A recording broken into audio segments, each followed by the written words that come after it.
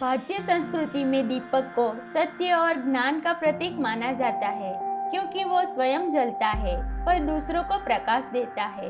दीपक की इसी विशेषता के कारण धार्मिक पुस्तकों में उसे ब्रह्म स्वरूप माना जाता है।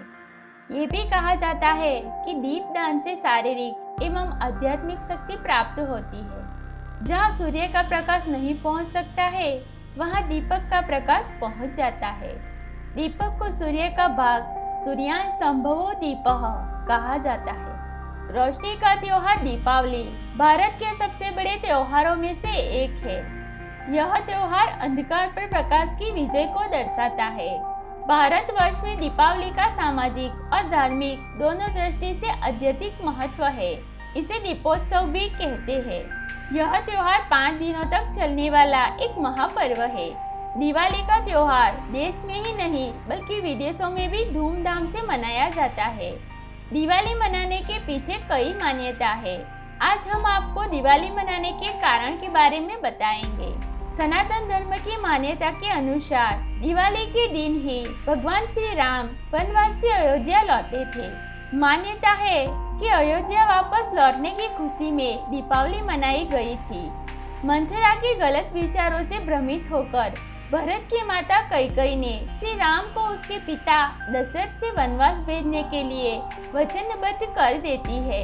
मर्यादा पुरुषोत्तम राम अपने पिता के आदेश को मानते हुए अपनी पत्नी सीता और भाई लक्ष्मण के साथ 14 वर्ष के लिए वनवास पर निकल गए।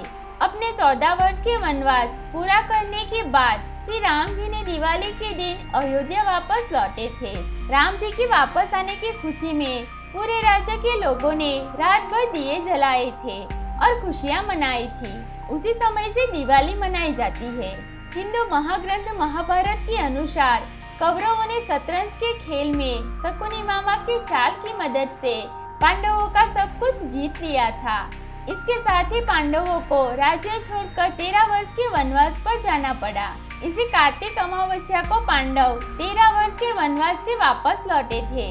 पांडवों के वापस लौटने की खुशी में राज्य के लोगों ने दिए जलाकर खुशियां मनाई थी। नरकासुर प्राग्ज्योतिषुर नगर का राजा था। उसने अपनी शक्ति से इंद्र, वरुण, अग्नि, वायु और सभी देवताओं को परेशान कर दिया था।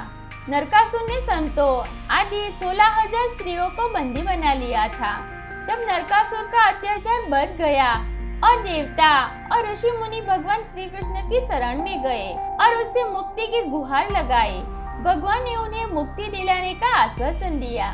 भगवान श्री कृष्ण ने कार्तिक मास के कृष्ण पक्ष की चतुर्दशी को नरकासुर का वध कर देवताओं और संतों को उसके आतंक से मुक्ति दिलाई। इसी खुशी में लोगों ने दूसरे दिन अर्थात कार्तिक मास की अमावस्या को अपने घरों में दीपक जलाए। तभी से नरक चतुर्दशी तथा दीपावली का त्योहार मनाया जाता है। समुद्र मंथन के दौरान कार्तिक मास की अमावस्या के दिन माता लक्ष्मी जी ने अवतार लिया था। लक्ष्मी जी को धन और समृद्धि की देवी माना जाता है।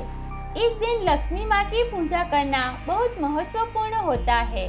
ऐसा माना जाता है कि अगर सच्चे मन से इस दिन माँ की पूजा की जाए तो घर में पैसे की कमी कभी नहीं होती है। इसीलिए इस दिन लक्ष्मी जी की विशेष पूजा होती है। दीपावली मनाने का ये भी एक मुख्य कारण है। दीपावली त्योहार बुराई पर अच्छाई की जीत का प्रतीक है और ये दिन लोगों को याद दिलाता है कि सच्चाई और भलाई की हमेशा ही जीत होती है।